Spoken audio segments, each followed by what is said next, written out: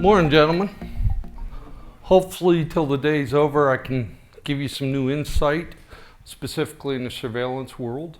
We're going to actually cover 4 different topics today. We're going to hit camera systems, access control systems, touch on fire alarm, and mass notification. Now, I don't know what your guys' roles are, but if you do any kind of low voltage work, you could get into any of these areas. We see them come through our office all the time. As we go through, you're going to find I'll spend most of my time on the top 2 or the first 2 areas. One, mainly because it's my strongest area of expertise, in all honesty, and 2, it seems to be where I get the most questions. So, speaking about questions, if you have any questions, ask them. I'm an old-fashioned teacher. I used to teach many years ago, too many years ago. I like to be interrupted with good questions, so feel free to ask. So, as we go talking about camera systems, first off, I'd like to point out that Schaedler sells 3 different brands of camera systems.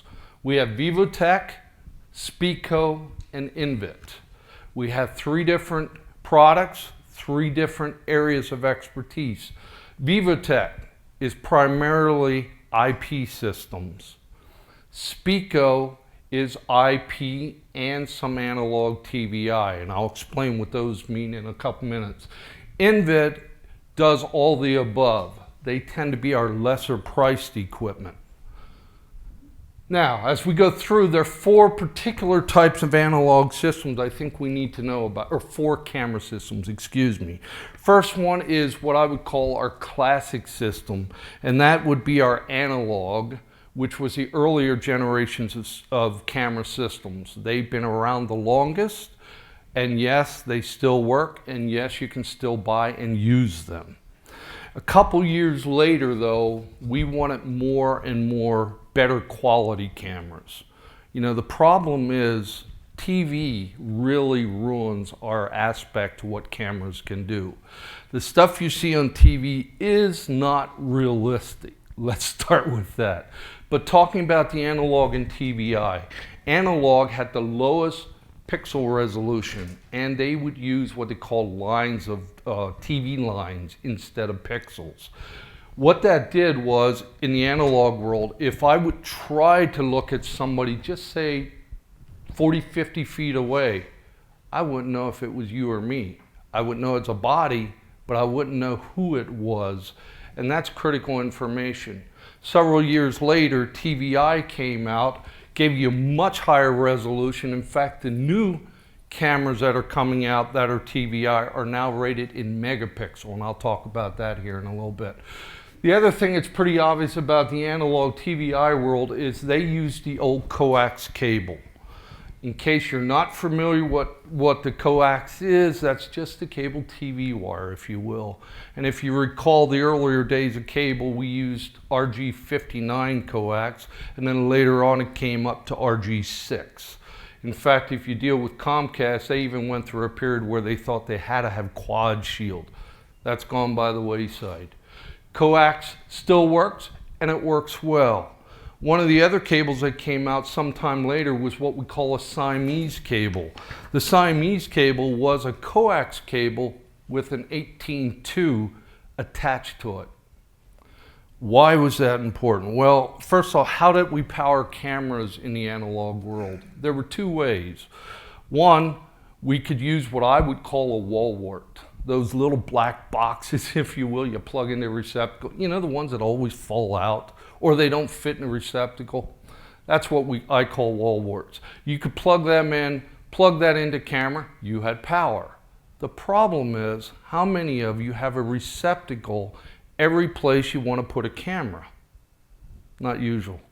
Hence, with Siamese cable, what we could do were 2 improvements. One is I could buy one big power supply that would handle all of my cameras. Ran a Siamese cable to the power supply box. The other went right to the camera. I could, in the old days, just have screw terminals, screw them into the back of the camera. You got power. The other benefit of that was typically the power supplies were stored in your closets, so they tend to be more secure. So I personally liked the Siamese method better, but you had the extra cost of buying a power supply with it. The second system was our hybrid system. Notice again, I say under hybrid, it's still analog TVI. Well, what's a hybrid? It's still analog, it's still TVI. But now, several things happened. We have the capability of putting IP cameras in that exact same system. My opinion, I think anymore, if you try to buy a standard analog system, you probably will not find them. I think they're pretty much all obsolete. Most of them today will be the hybrid or the IP system, which is coming up. Now, why is that a benefit? By having the IP capability on the back of the server, you could not only view your analog cameras, you could not only add IP cameras, but now I could view my analog cameras remotely. You could not do that in the old analog world. Question.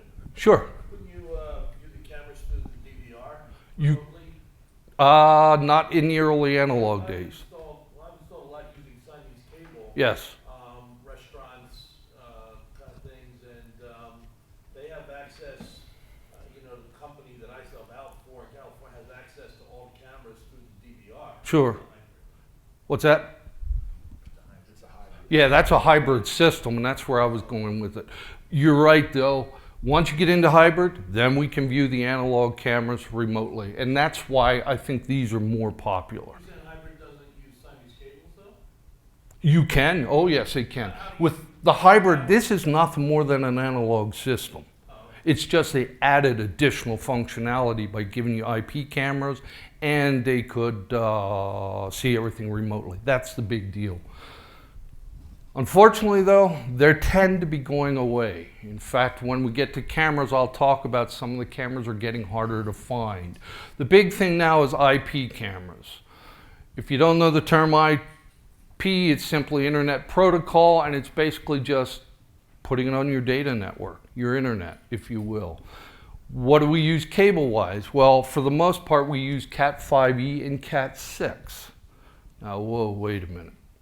As a cable person that sells cable, I really think you got to buy Cat6, and maybe you ought to be reviewing Cat6a for the future in data.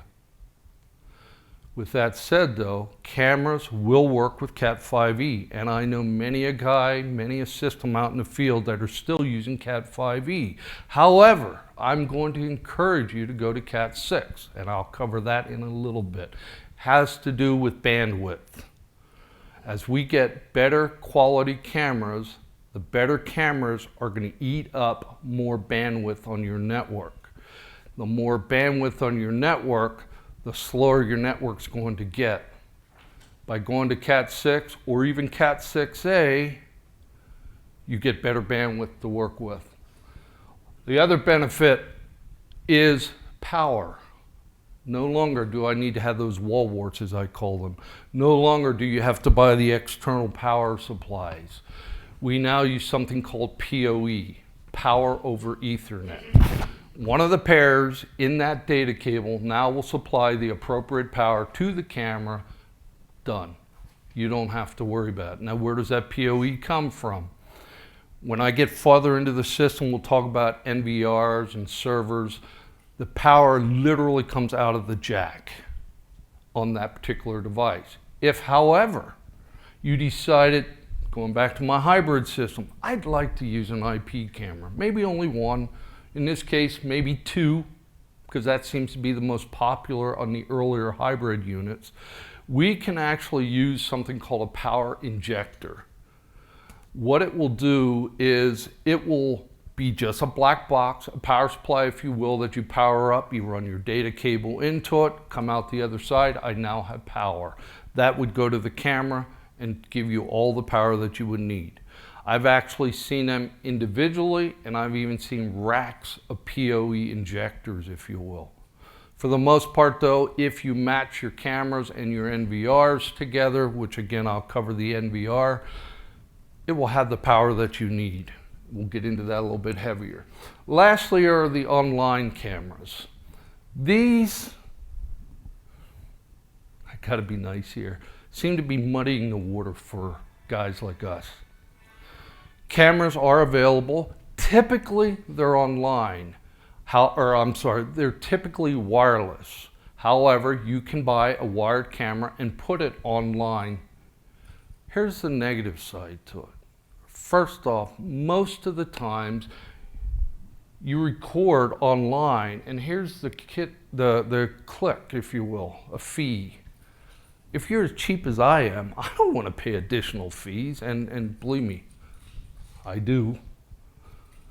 Consider the online, they do work, but here's another negative. Certain companies out in the field, when you buy their camera, and I'm going to just say they're very expensive cameras, if you quit paying the service fee, the camera becomes a brick. It's useless. So just say hypothetically, one of the manufacturers, the cameras cost anywhere from $1,000 to $1,300. Great camera, does a fantastic job. The problem is, at the end of the year, it's like, oh man, I don't want to spend that fee anymore to keep my recording and all. Okay, don't pay it. Now you get this pretty thing hanging in the ceiling, it does nothing for you. Not all of them are like that, but they are out there. Let me talk about some consumer product for a second. A lot of us are messing around with Nest and Ring and Weiss. Great products. I have them myself. In fact, right before I was ready to get up, I heard my alarm go off saying somebody's at my front door. Great. But here's what I use it for. I want to see somebody come to my door to drop off a package, or I want to see somebody that's there to visit. I don't want to see anybody 50 feet away or down the road, which are some of the issues that you will deal with when we get into the more commercial equipment coming up shortly.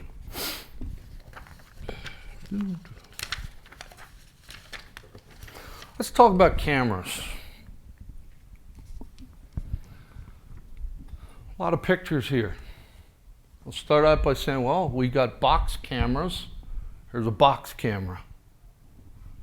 We got bullets. Here we have a bullet style camera. Turrets. Very popular today. Fixed domes. Again, very popular. In fact, I was looking at the cameras out here in the hallway today. First thing I had to do was go up and see who the manufacturer was. By the way, they have good product here. Speed domes. Here's an example of a speed dome, and I'll get into more what these cameras do on the next slide. Speed domes, if you will, are the replacement for the old-fashioned PTZ cameras. 180-degree cameras. I've got two of them, 1 and 2. Well, why would I want one over the other? Next slide. 360-degree camera or a fisheye, right here. One camera can do the job of 4 cameras. Multi-sensor cameras. I've got 2 of them. One here, one here. I'll cover what the differences are on the next slide. And then lastly, believe it or not, they're making infrared cameras for security now. Just happens to be, this is a bullet infrared camera. I'll talk a little bit about that on the next slide. So, I got all these cameras. Which camera should I buy? First off, they're not cheap. Some of them are very inexpensive though. So let's talk about them. I'd like to address some of the issues that I get asked when people call me in at Datacom for, I want to buy cameras, what should I buy? But I have a very small budget to work with. Well, that's a problem. I want the same camera that I had years ago. By the way, the most frustrating thing for me is a guy that calls up and said, I bought cameras 20 years ago. I want that exact same camera. Whew, well, that's another issue. We'll get to that. I want to be able to see somebody at a dumpster or at my garage, but it's 150 feet away. How am I going to deal with that? let me just say everything I just said will not fit and or work with Weiss, Ring, or Nest. I want to be able to see in the dark. And not only do I want to see in the dark, but I want to see in the dark in color. Boy, now we're getting more difficult here. But I want all wireless cameras for my system. And then I start to quiver because that's really not the way to go in the commercial world. And then I want something that's really simple and easy to install. Well, I want the world too, but that's not happening. Let me keep going. I put these cameras separate sides for a couple of reasons. Back in the earlier days of cameras, the box camera was it was the most popular camera. Box cameras are still available. They are not cheap. But what are the benefits? Well, the major benefit of this box camera is I have to buy a lens, and I can match that lens to my application. The negative side to a box camera is I have to buy a lens and match it to my application. So this lens, no exaggeration, could go anywhere from about $50 up to maybe $1,500 just for the lens. Now, why is that important? I came from a school district that I needed to watch a stop sign that was 800 feet away. And at 800 feet, I wanted the ability to be able to tell who was at the stop sign. I wanted to not only see the color of the cars, but I wanted to see what the makeup was in case we had accidents. And trust me, with high school students, we always had accidents. I had to install a box camera with a 700 millimeter lens, which, by the way, the lens costs almost twice what the camera did. And then I had to put that inside of an enclosure because I wanted it outdoors. So camera cost, lens cost, enclosure cost. But it did what I needed. Next two, which are more popular after that, were the dome and the bullet cameras. My opinion, there's no difference between them other than the physical look. Now, why I personally like dome cameras is we can get this glass/plastic lens to be color coded so you can't see it. It would actually have like a smoke screen. So now the question is, if I had a camera here, would you know where it's looking? And if I were the criminal with the clear lens, I know exactly where it's looking, so I'll just skirt around the side. If I had the smoke glass, if you will, you don't know what it's looking at. Which, by the way, I'm going to touch on later. They now make these as PTZ cameras, so it could be automatically scanning, and you wouldn't know it if it has the smoked glass on it. The bullet cameras, great cameras. What I personally don't care for about them is they're longer, and I know exactly what they're focused on. So if I'm the criminal, there's a camera, I'll just make sure I skirt around the side. These are all popular, still available, great cameras. But maybe I can do more with less. So let's come over here. On the question of the budget, I have very little money to work with. I'm going to sell you turret cameras all day long. In fact, a lot of the new turret cameras that I'm working with are not only IP cameras, but they're also IP, analog, and TVI all in one camera. And a camera like this, right now, I sell them all the time for $99. What did your Nest and Ring cost? Yes, I know there's some cheap ones out there, but for the most part, this is a way to go. I'll go a step farther with the turret camera. Notice these two eyes. There's two styles on the market right now. There's infrared and there's white light. The infrared, I could turn all the lights out in here and I can see bodies in here without any hesitation, but I can't see color. So if I got two guys that are almost the same physical size, they look alike, I won't be able to tell them apart with infrared. If I go to white light, it's like I just turned a floodlight on. So now I can see the color of your shirt. I like to say the color of the eyes, but they're not that good yet. Turret cameras. Cheap? Let's reword it. We don't use cheap. Low price camera. Decide if you want infrared. Decide if you want white light. Let me tell you why I don't like the white light. Yes, they do a great job. They're in color. I can see anybody that's there. The problem is if I'm the criminal, the burglar coming to your house, as soon as it detects me, the lights come on. Oh, darn, they got me. That's why I personally don't like these with white light. However, it's a great option. Well, maybe I need to see down a hallway or side of a building. I've got two options for you. Here's a 180 camera. Here's a 180 camera. The difference between the two, this has one camera inside. This has 4 cameras inside. Hence, if you recall, I called this a 180 and I called it a multi-sensor lens. This here we're offering is 3 megapixel or 5 megapixel. What's megapixel? Megapixel, if you recall, we take a picture and we literally break it up into tiny dots, the pixel of your TV.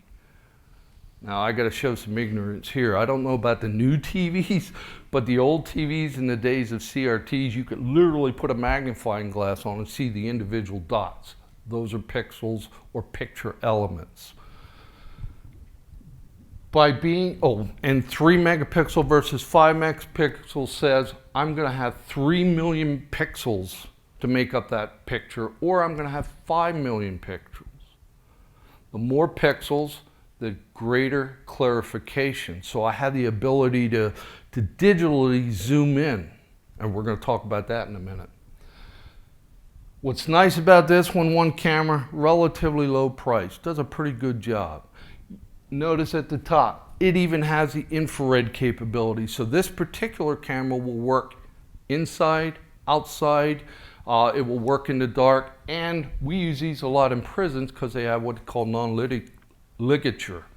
So if somebody tries to hang themselves on the camera, it won't happen. The cable or the string or rope would just fall right off of it. Used a lot in the prisons. The multi-sensor, by the way, this is a 3 or 5 megapixel. This is a 20 megapixel. Obviously with 20 megapixel, the cost went up considerably. But what's interesting here, we got 4 5 megapixel cameras. And what's interesting about it, if you look at it on your monitor or on your computer, it looks like just one big picture, 180 degrees. When in fact, you got 1 camera, 2 cameras, 3 cameras, and 4. And they're all stitched together automatically. Great cameras, again, infrared.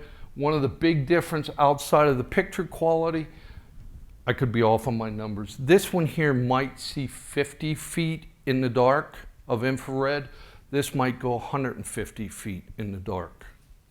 So that could be important to you. I tend to use these a lot when I'm trying to cover the outside of a big building. Shopping malls would be another place for these. Another camera that I like to use are the 360s, sometimes or better called fisheyes.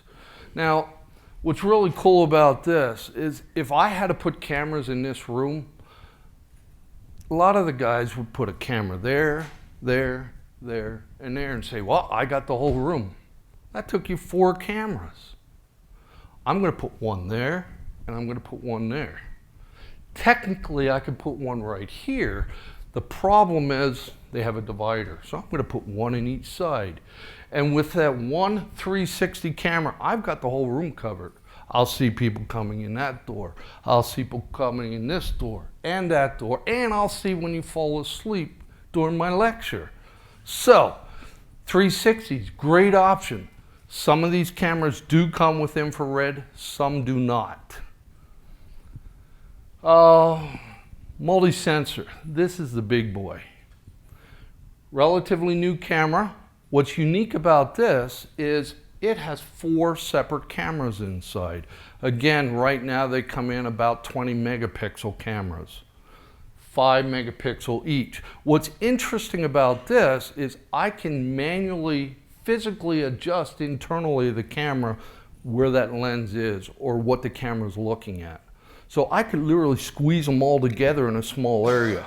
Why I want to do that, I have no idea. But another benefit is I can lift one camera lens up, I can put one off to the side, I can put one down.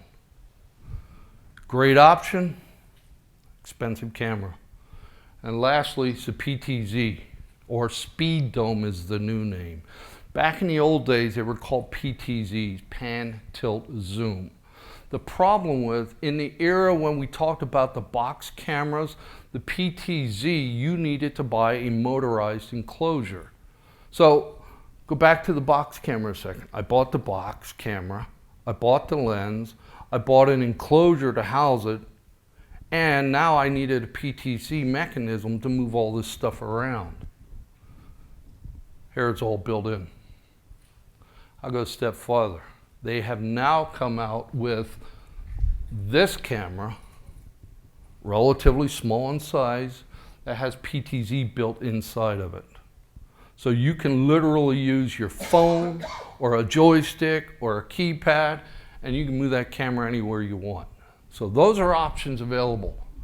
Which camera is best for you? I have no idea. I need you to help me with your customer to establish what is best for you. I might also add, when you go from a 2 megapixel camera up to a 20 megapixel camera, now we're eating up some serious bandwidth. One of the things you don't want to do is buy an 8-channel server, which I'm going to next, and put 8 of these on it. That machine will get so slow and you're gonna think, God, this is forever long to get to my video.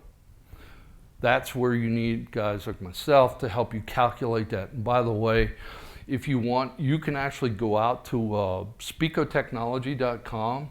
They actually have a calculator to help you calculate the bandwidth using the cameras of choice. So you pick the right camera and put it with the right machine. Are you sleeping yet? Let's talk about where we save it. By the way, in my opinion, you put your money in the cameras, not this guy. We're getting there. NVR, better known as a network video recorder. Some people call them servers. They come basically in 3 styles. We've got a tabletop model. We have a rack mount, which is essentially this with just tabs on it. And we have the wall mount. They do the same job. It comes down to, what do you want to do with your server? Is it going to be locked up in a closet somewhere? Or is it going to be sitting on my desk in my office? Or is it going to be put in my data rack? Those are decisions you would have to make. So with that, can I go back here, please? There we go. The other thing I want to point out, most NVRs today are desktop. These brackets, you would think, would just come with the unit. Not if you buy Vivatech. That's an option. Ask me how many times I sold Vivatech servers and forgot to add the brackets to customers. Boy, it makes for an angry customer.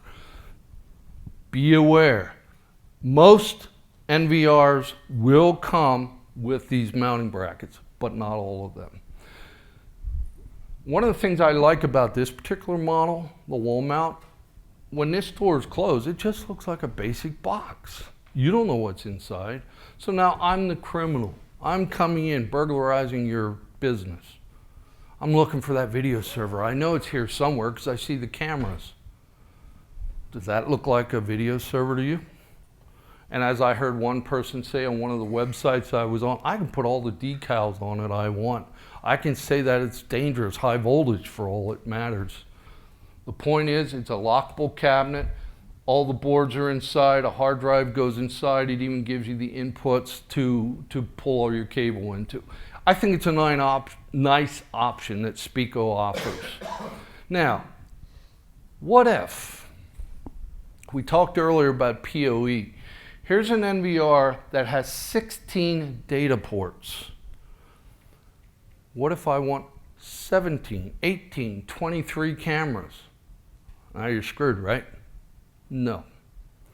They make servers that have 32 of these. I don't offer any of them. What I do is show you guys how to take one of the data ports, add a data switch. I'm going to go a step farther. Not just any switch. This switch has to be PoE to power your cameras.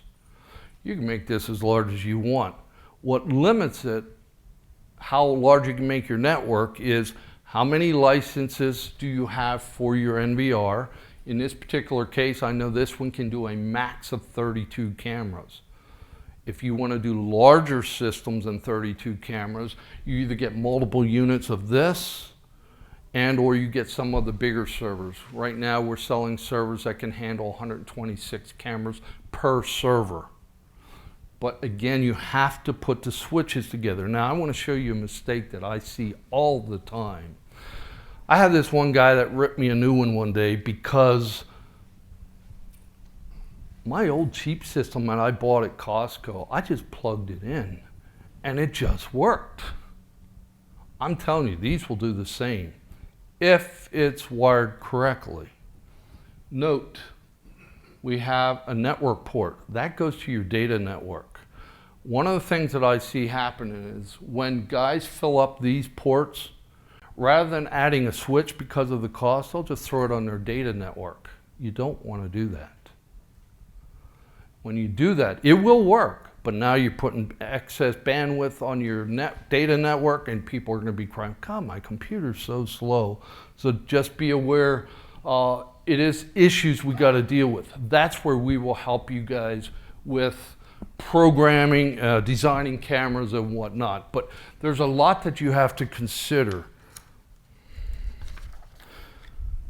Talking about cameras, we have to talk about NDAA compliancy. Stands for National Defense Authorization Act. First off, I don't know what your stand is, but I hate politics involved with anything I do. That's my opinion. But you will see Section 889 made a law that came out about 2018 and 2019 limiting the sale of certain products for government and education. The good and the bad of this is the two names that come up are Hikvision and Doway. They're Chinese cameras. So are all the other ones. But what's different is they have a chipset on the inside that will actually give the ability for China to do espionage in our cameras. Yeah, amazing, isn't it? It's frustrating. What's really sad, Hikvision makes phenomenal equipment. I've used them. But there are now laws in effect. And why that's important to you is if you're going to do education or government, you better know what the guidelines are when you're going to do a quote for any of these jobs, because you could end up putting one of these systems in a school or government job, and after they figure out it has these chips in it, they could force you to take it out at your cost. So be careful. You are going to find that as you talk to any of us, we're going to talk about NDAA compliancy. Please go visit Vivotech's booth up here, come talk to our data groups, and you will see that we will talk to you about the NDAA compliant products. Randy, isn't it also true that Hikvision and maybe Dahua as well, OEMs a lot of product for other manufacturers? Thank you. Great question I forgot to cover. One of the things that is very frustrating is I lost a major camera job here some time ago because I won't sell Doway or Hikvision. It went into a school. The installer said, well, these aren't Hikvision, they're not Doway. What in fact you need to know is the chipset made by these companies is a chip called high silicon. Those high silicon chips are put in just about every camera manufacturer that's on the market today. Probably the biggest names are Bosch, Pelco, or Panasonic, and Axis. They all have these Hikvision chips in them. What they're now starting to do is say, well, these are non-compliant, these are compliant cameras, and you can buy accordingly. I think that's a great question. I'm glad he brought it up because I forgot about it. You also have lists of pre-approved cameras for people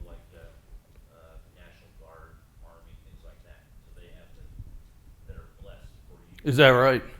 Good to know. I did not know that. The other thing I wanted to point out, there are chipsets on the market.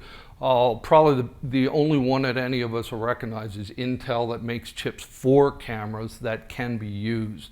But again, always check with who you're buying from and the vendors. According to the guys I've talked to, Vivotech and Spico all claim their chips are coming out of Taiwan. And Invid has some of both. Now, Invid says that they no longer have the Hikvision chips, and they're made out of China, but they're not the high silicon. Who knows? Talk about access control. Access control in the old days, it was called card access. Long story short, and here's where I'll start picking up the pace. CDVI is one of the two companies that we sell. If you need to put a card access, now you've all been going through the doors here and you run into a door that you can't open. What they're doing is they're starting to put door strikes in and or mag locks on all the doors. In case you go after mag locks, you say, but how do you put a magnetic device on a wooden door? There are special brackets available so you can do that. Even unlike the doors coming in here, they make a special mag lock that will handle both doors separately. They are available. When you get into these mortise type strikes, you can put these on any doors, thinking about consumer or whatnot, and then they even make a surface mount strike as well. What's nice about these kits, it comes complete. You got your controller, you got a power supply, you come with X amount of cards and or key fobs, and it comes with 2 card readers, in this case 2 door strikes, if you need a complete kit. What's really nice, as you can see, you can build this thing up to a pretty large system. If you need to go bigger, you say, well, that one wasn't big enough. We offer ICT. If you look close at this and you go up, on our displays today, you will see PLCs, Allen Bradley PLCs. This looks identical to some of the old PLC units. It is not. However, what's nice about it, they offer 2 different types, and it's based on how big you want this to be. So if you're the installer, what you need to know is the WX Protege series. Any of you guys can go online, do some basic training, you can go out and install these. If you want to start getting into these big systems, you have to go to the enterprise solution and you have to get certified in it. As far as the control devices, everybody has cards. I mean, we all have them tied to us. Well, here's an example of door strikes, mag locks. Here's not only a card reader, but this one has biometric. Biometrics can read fingerprints, they can read facial, so they can recognize me versus you. They can do iris, read your eye. So that stuff's all for real. But it comes down to, what does your system need? That's where, again, we can help you out in-house. What you basically would need to know to go into something like this is, I need to know how many doors you want to cover, what kind of doors, like for the mag locks or the strikes. I would also need to know card readers. Do you want to get into biometric? Here's a hint or clue. Biometrics does not always work if you're dealing with older people. I was involved with a biometric system at an elderly home down in Allentown. And what they tried to do was, well, if I live there, I want to just go scan my fingerprint so I don't have to remember a card. I don't have to remember a code to get in my keypad. I'll just scan my finger. As we get older, our skin gets thinner. Now, I'll tell you a cheating way that works most of the time. That's all you got to do. Puts fluid back on the skin, makes it a little bit more rejuvenant, tends to read. But I don't know about you, but I don't want, especially with COVID, I don't want people wiping their spit on my fingerprint reader. It does work.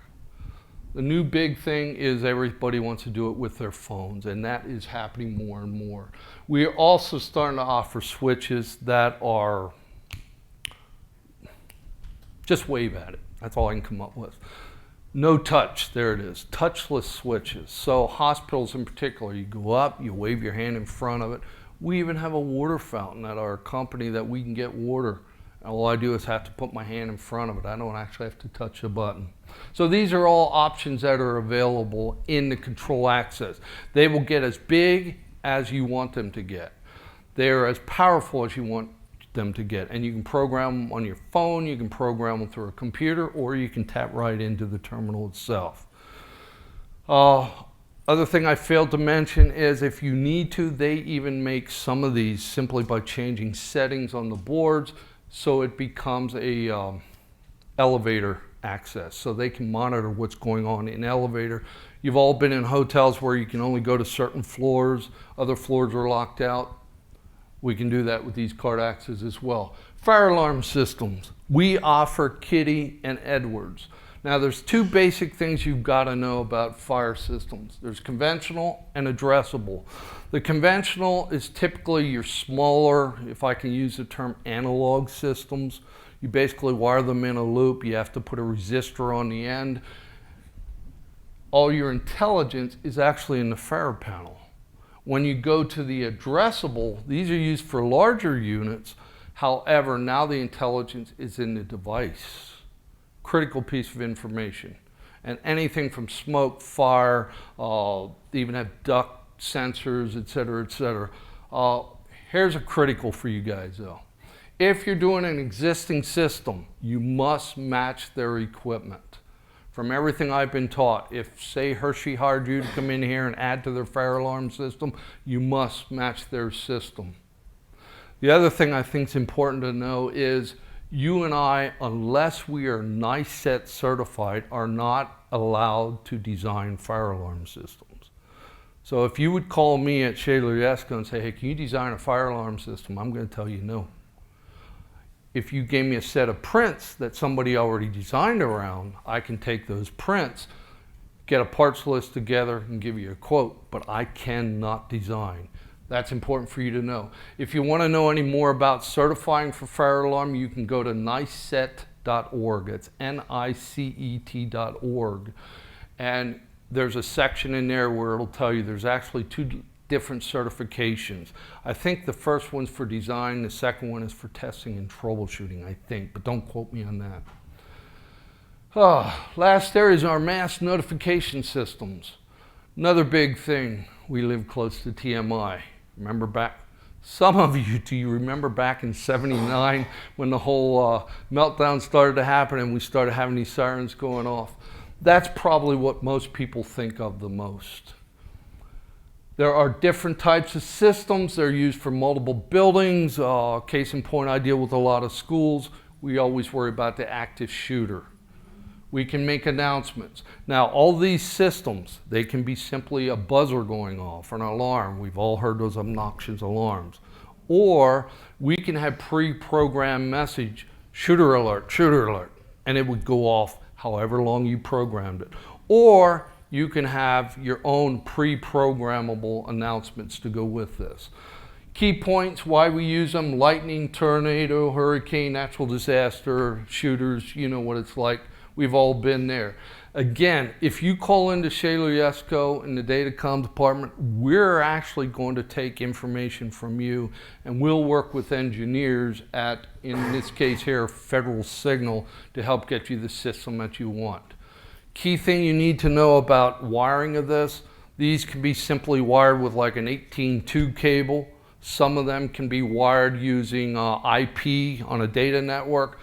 But now they can also be wired using cellular technology, and they can be wired with satellite technology. So if you've got stuff that's miles away and you have to activate it, it can be done for you. Just different pictures, different types of horns and strobes. We've all seen these around. In fact, I heard if you stayed here last night, you got to hear some of this. Lastly, I think what's important for you to know is we're part of state contracts. We deal with PEPM and co-stars. Now, I'll be the first guy to tell you this. If you're doing education, government, those are important to you. They're going to help you decide what you can buy and at a price level that you can buy. I are not the guy to ask about this. So if you have any questions you want individually handled, I'll be more than happy to talk with you about it. Gentlemen, I enjoyed speaking with you.